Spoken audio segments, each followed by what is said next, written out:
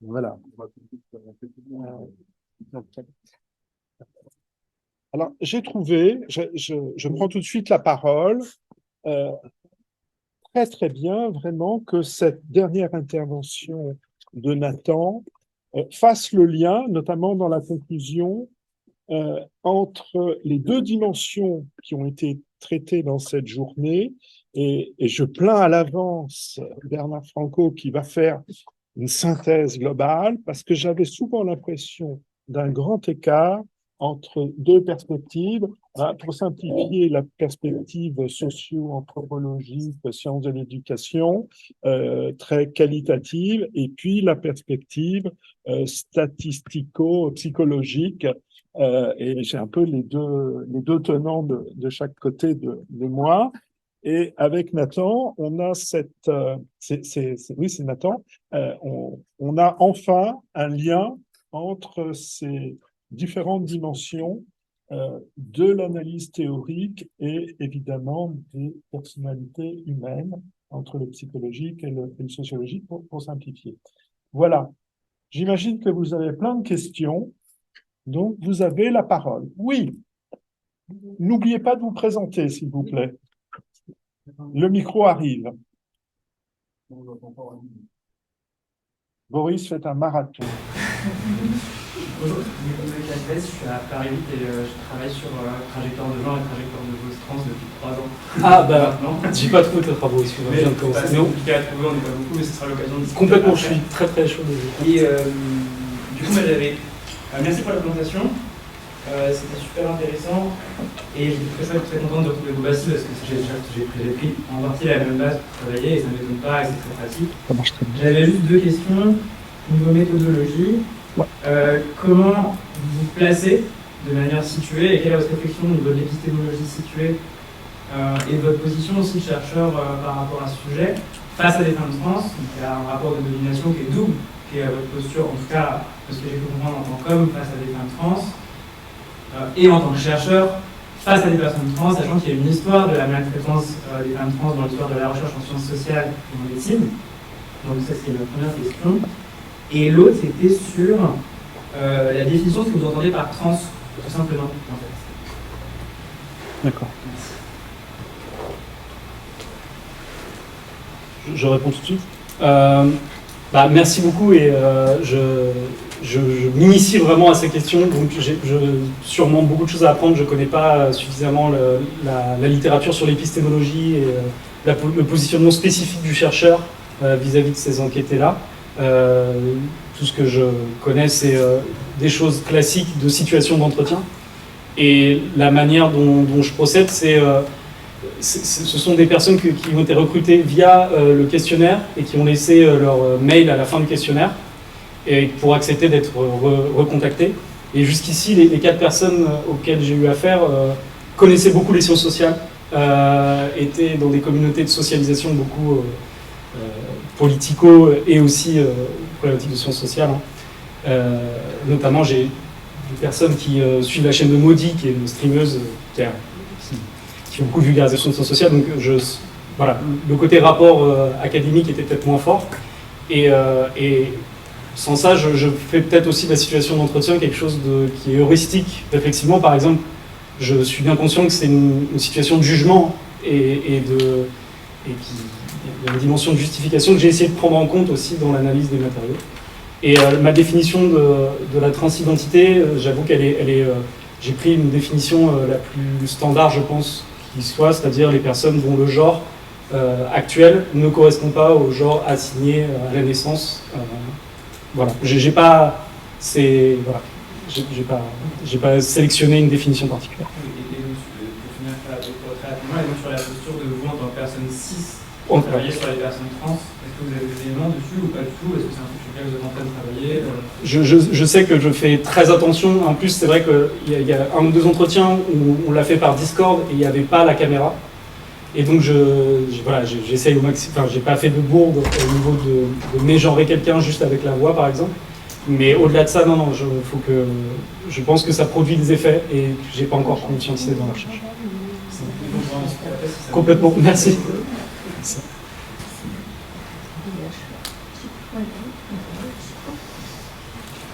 Oui.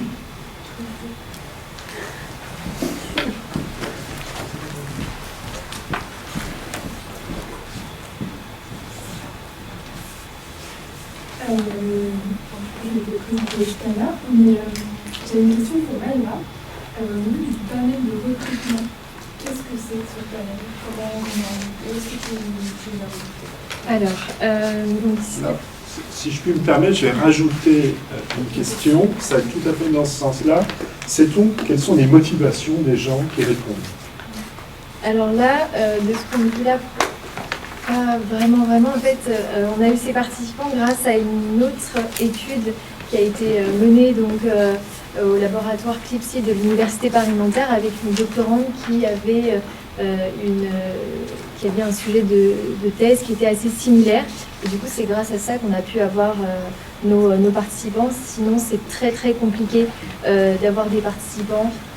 Parce que voilà, j'ai moi-même contacté des sites de paris sportifs donc agréés par l'ANJ et voilà, c'est extrêmement compliqué d'avoir accès à des participants donc voilà, là j'ai eu un peu de chance. Donc vous ne savez pas concrètement si c'était un centre de santé ou en population générale?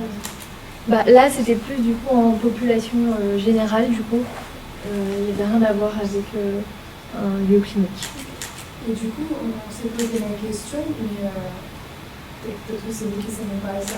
Le taux du coup de trauma était extrêmement élevé, vraiment extrêmement élevé. Et du coup, ça nous a étonnés. Donc, est-ce que c'est quelque chose qui se retrouve? Est-ce que vous aussi, ça vous a étonné? Et si oui, est-ce qu'on pourrait expliquer ce résultat aussi élevé? Alors, moi aussi, quand j'ai vu le résultat, j'étais extrêmement étonnée. Le problème qu'il y a, c'est qu'il y a très très peu de littérature actuellement sur les paris sportifs et le trauma. Donc, j'avais pas assez de données pour pouvoir m'appuyer et me dire pourquoi finalement. Donc, je pourrais pas tellement répondre à cette question. Néanmoins, voilà, c'est un résultat qui était. Voilà, j'étais très étonnée d'avoir ce résultat.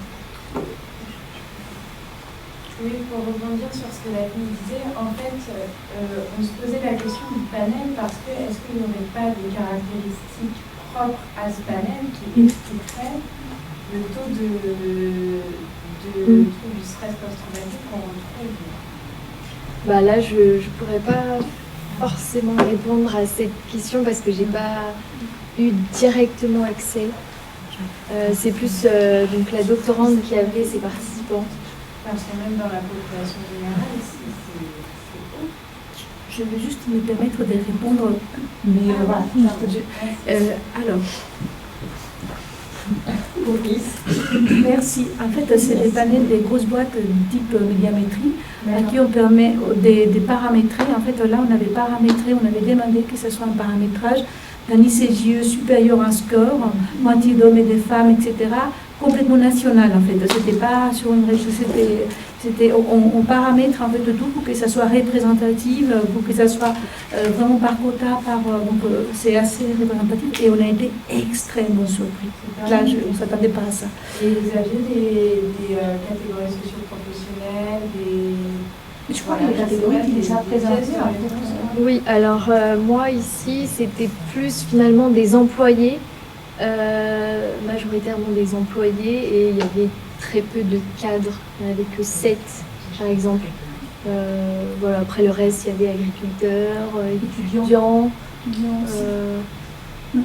Est-ce que les qualités psychométriques, c'était le chat-food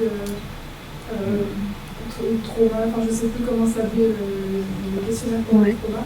Est-ce que les qualités psychométriques dans le cadre de cette étude ont été évaluées? Alors dans le cadre de cette étude, on ne les a pas évaluées spécifiquement, mais vu que c'est un outil qui est très très utilisé et qui a été, voilà, les propriétés psychométriques étaient assez bonnes. Voilà. C'est les deux instruments les plus utilisés pour le trauma simple et pour le trauma complexe. C'est les deux validés pour chacun des traumas. Merci.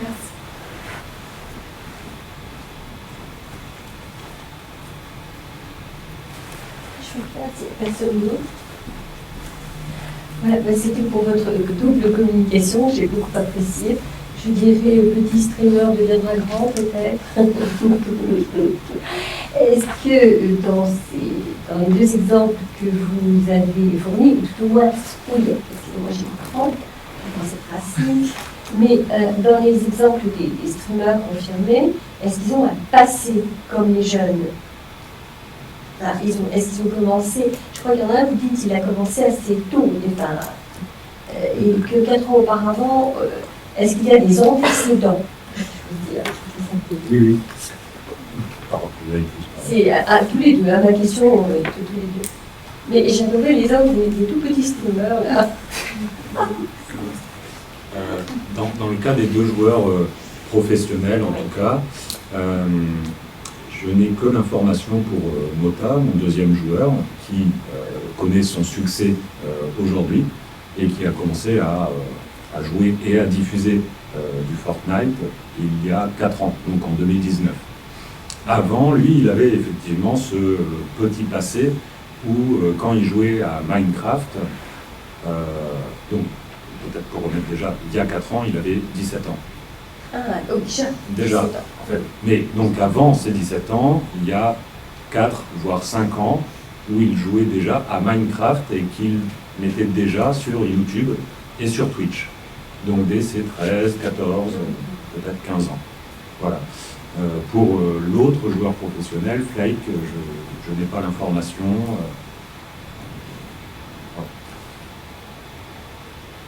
Merci pour la question. Moi, je voulais juste aussi ajouter un truc qui est assez intéressant, c'est que, comme vous avez pu le voir, il n'y a pas vraiment une stabilisation dans les lieux de production, en tout cas pour les jeunes, et ça se voit beaucoup.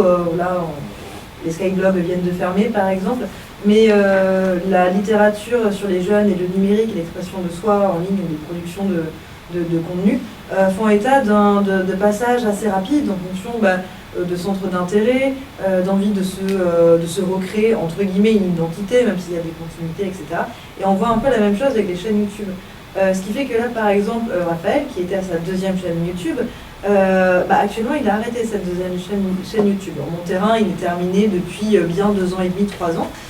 Et il a cessé de produire des vidéos sur YouTube. Par contre, j'ai retrouvé son compte TikTok et qui a un peu changé. Il met plus vraiment des trucs sur Fortnite, mais il se poste en train de danser avec sa petite copine. Donc en fait, il y a aussi une évolution dans les types de contenu, de production. Et moi, ce que je me demande de manière plus large, c'est dans quelle mesure est-ce qu'une entrée précoce dans la production de contenu, qu'est-ce que ça amène comme lot d'apprentissage, aussi de gestion de son image, de tous ces petits savoirs qui peuvent ensuite être réinvestis dans une vie adolescente, ou peut-être ensuite une vie adulte, et pourquoi pas un boulot. Et une autre question justement pour les adultes, et je voulais savoir ils intervenaient sur d'autres plateformes numériques, ou est-ce qu'ils se cantonnent uniquement à ça? Ce que j'ai pu montrer ou essayer de dire en tout cas pour Flake et Mota, c'est qu'ils sont sur Twitch principalement. Oui. Ils postent sur YouTube des extraits de Twitch, sur tous les grands tournois. Et après, ils vont utiliser Instagram, TikTok pour diffuser plus de petits Tout jeux. le panel numérique. Voilà, tous les réseaux sociaux actuels pour toucher un public jeune, en fait. Puisque c'est surtout ce public adolescent et peut-être jeune adulte qu'ils essayent de capter. Voilà. Ils sont aussi présents sur Twitter, puisque Twitter, c'est un autre cercle. En fait, c'est le cercle plus de compétiteurs. C'est là où il y a le plus d'échanges et de sociabilité, d'informations, en fait, sur le mercato, sur les temporalités compétitives, etc. Donc Twitter est l'endroit d'information et moins de promotion de soi. LinkedIn, non, ils n'ont pas. Mais par contre, c'est une vraie question, effectivement. Ils pourraient l'avoir, parce que beaucoup de personnes dans l'e-sport, dans les compétitions de jeux vidéo, en fait, les promoteurs ont beaucoup LinkedIn. Ah oui? Oui, parce que, en fait, ils créent des startups, ils sont sur, en fait, cette vague des entreprises numériques, de la French Tech, etc. Donc, en fait, ils naviguent autour de ces lieux comme la Station F à Paris, qui est un haut lieu de la start-up du numérique parisienne, etc. Non, par contre, ils sont sur oublié, sur Discord, donc c'est serveur de discussion où ils peuvent ici en fait amener, ils peuvent avoir un Discord pour leur équipe en interne, pour se coordonner, etc., pour faire des entraînements, pour avoir des consignes, mais ils ont surtout un Discord pour leur communauté, c'est-à-dire pour, comme expliqué un peu Nathan, il me semble, il y a des Discords donc, qui sont affiliés en fait aux streamers, aux streameuses, et donc ça permet de ramener et de capter l'actualité. Et vous disiez que donc, certains créent des startups. Alors, c'est un terme que j'ai appris récemment, mais est-ce que certains peuvent être considérés comme des licornes, à la manière de Sora? Je vois de quoi on parle, mais ça n'a pas encore été reconnu comme des licornes, il me semble, les entreprises dans l'e-sport, mais il y a quand même des reconnaissances très fortes institutionnellement et au gouvernement. Emmanuel Macron qui a reçu les acteurs de l'e-sport l'année dernière, etc. Ça n'a pas parlé de licorne, mais c'était vraiment cette reconnaissance en écrivant, en disant qu'ils allaient tout faire pour avoir les plus grands rendez-vous compétitifs en France, etc. En créant une feuille de route de 2020 à 2025 pour structurer la pratique et donc le secteur marchand et économique, etc. Donc il y a des reconnaissances très fortes aujourd'hui sur en tout cas ces créations d'entreprises. Très bien, merci beaucoup et merci pour cet exemple de jeunes qui sont de futurs licornes, peut-être. Une question de la salle. J'ai juste une toute petite question de nouveau pour vous. J'ai eu l'occasion de rencontrer des jeunes qui avaient ce genre de pratique et j'avais été très surprise parce que justement il y avait énormément de travail derrière. Et c'est à la fois un travail de commentaire, un travail de montage, alors que là vous décrivez plutôt quelque chose de finalement très limité à la fois sur le montage et sur les commentaires, enfin sur la prise de parole. Et en fait, moi j'étais enseignante, donc je voyais j'entendais les conversations dans ma classe, et les petits sixièmes étaient tous en train de dire oui, j'ai commenté ça, j'ai fait ça. C'était assez impressionnant de les entendre vu de l'autre côté, et moi je ne comprenais pas grand chose à ce moment-là. Donc voilà, c'est un peu pour savoir si vous avez déjà rencontré aussi ce type de pratique. Alors, moins là sur ces streamers de YouTube, mais beaucoup plus sur les TikTok. Mais alors, voilà, D'accord. Par contre, voilà, j'ai vu ça beaucoup chez les filles, notamment qui mettent énormément de soin à créer leur TikTok et passent vraiment par des phases de montage qui sont d'une complexité, je trouve, même pour moi qui fais un peu de montage et qui suis une adulte, etc. Des trucs qui sont vraiment très très compliqués. Par contre, ça si je les voyais faire, elles avaient un vocabulaire très technique, c'était très compliqué ce qu'elles faisaient. Par contre, rarement elles disaient que c'était compliqué. Il y avait une espèce d'idée, je pense que ça participe aussi du côté des streamers, les petits, en tout cas à une sous-déclaration d'investissement ou de travail, c'est que là on est supposé être dans une optique où si c'est facile, c'est que je suis bon. Et je pense aussi que côté garçon, plus on va montrer un investissement fort, surtout là où on doit se présenter, où on doit avoir une esthétique, quelque chose de travaillé, je pense que ça entre aussi un peu en contradiction avec des normes de virilité qu'il y a. Enfin là en tout cas, pour ces deux streamers dans leur groupe, dans le groupe de pairs, c'est vrai que je pense que là la virilité avait en tout cas la construction d'une virilité ou d'un certain type de virilité avait une importance. Et du côté des filles, je pense que là, mais ça rejoint d'autres types de mes travaux, on était aussi dans une idée de performance de l'humilité, où on n'allait pas non plus complètement dire à quel point on s'investissait, à quel point c'était difficile, et finalement à quel point on y mettait du soin, et à quel point c'était vraiment important. Parce que finalement, après, si on se prend trop au sérieux, on peut être attaqué, etc. Mais le fait que je dise que moi je considère qu'il n'y a pas énormément de travail dans ce qu'ils font, je ne suis pas sûre que ça reflète vraiment eux leur propre perception ou subjectivité de ce qu'ils font réellement. Parce que je n'étais pas derrière eux quand ils faisaient le montage. Donc peut-être qu'ils ont passé 4 heures pour faire des trucs aussi simples que ce que j'ai décrit. Et ça, je ne peux pas vraiment savoir. Merci beaucoup. Merci beaucoup pour ces questions, ces réponses très stimulantes. Nous allons tout de suite passer à la conclusion par notre président Bernard Franco, à qui nous cédons donc le micro. Merci à tous.